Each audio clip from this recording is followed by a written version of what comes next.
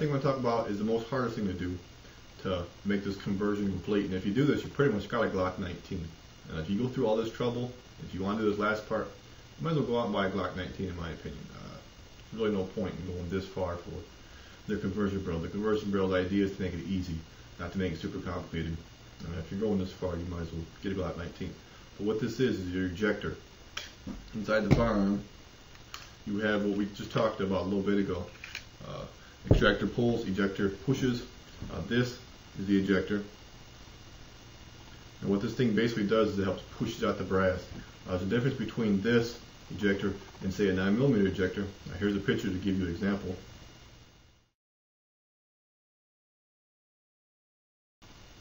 Alright, in order to do this, you have to do quite a few things to get out your trigger housing and replace the whole thing. You just can't replace a little metal piece. It don't work like that.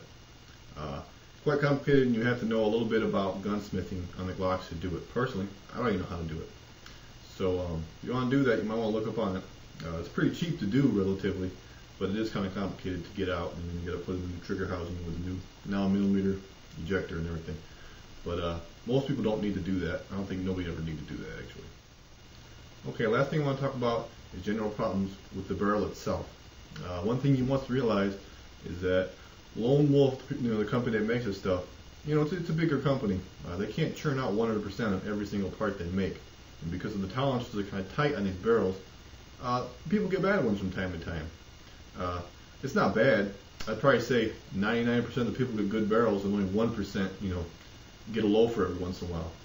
But from what I hear, they have great customer service. So if you get a barrel that you feel something's wrong, you try different types of ammo and it's still not working good, and you tried the extractor and all this stuff, call them up, email them, talk to them, whatever. They're really good in customer service. They'll hook you up, man. Just tell them what's wrong with it, what's up. And usually most people, they get a brand new one right in the mail right away.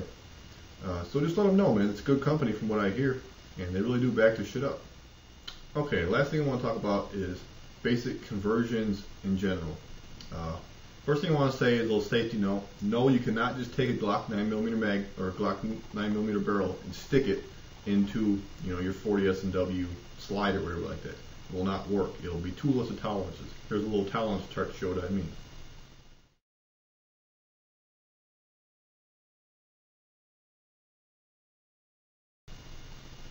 See how the gaps are on each side? That's no good. You have to get the conversion barrel because of the face, where the brass meets, is larger with the 40 S&W, but they compensate it on the conversion and they don't on the normal stock barrels. So you must get a conversion barrel.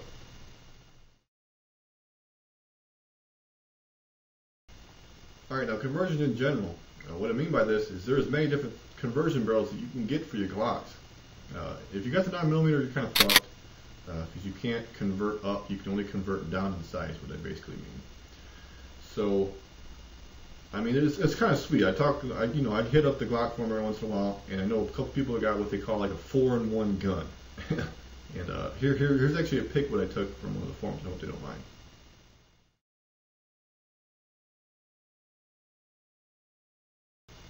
Now, as you can see in that picture, they have several different types of barrels and several different types of things. And basically, there's four different types of a firearm in there, but it's all in one on the one slide. Now that one you've seen, you have a 357 SIG barrel, you have the 9mm conversion barrel, you also have the stock 40 S&W barrel, and if you get like an AA conversion kit, it's a Vantage Arms conversion kit, you have a 22 also. So that's four different types of ammo you can shoot through that one Glock. And I tell you what, man, that's sweet. That's very original. You don't see that, and I don't think any other firearms. So just one more reason, look at the old Glock. Alright, so here's some general information about the conversions to help you out. Personally, I don't have any other conversion barrels or the SIG barrel or nothing like that, so I'm not going to get into it too much detail. I'll just tell you what I heard from what you need from different things. First of all, let's say you have a Glock 23. You have the Lone Wolf 9mm conversion barrel, and you want to get the SIG barrel. Now, basically what this allows you to do is allows you to shoot 357 SIG out of your Glock. Now, from what I hear, all you need is a stock Glock 357 SIG barrel.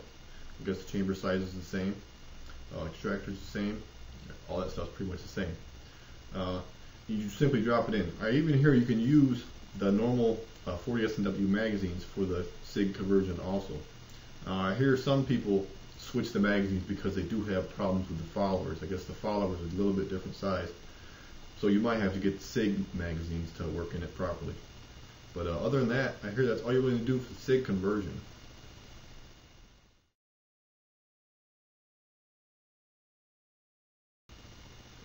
Alright, well that's it, guys. Personal note, I'm sorry for everybody, I haven't made a video in a while. If you requested a clip, I'm pretty sure I got it on the list. If you feel that you requested a clip and I forgot about it, just hit me up with a message. I'll try to remember. I had somebody just hit me up a couple days ago. I forgot about his request. My bad. I've just been busy, But as you can probably see right now, the quality's a lot better and the volume's a lot better. It's because I got a new camera. It's actually a high-def camera. You probably won't be able to tell that much through good old YouTube because they downgrade the quality quite a bit. But I'm working on it, y'all.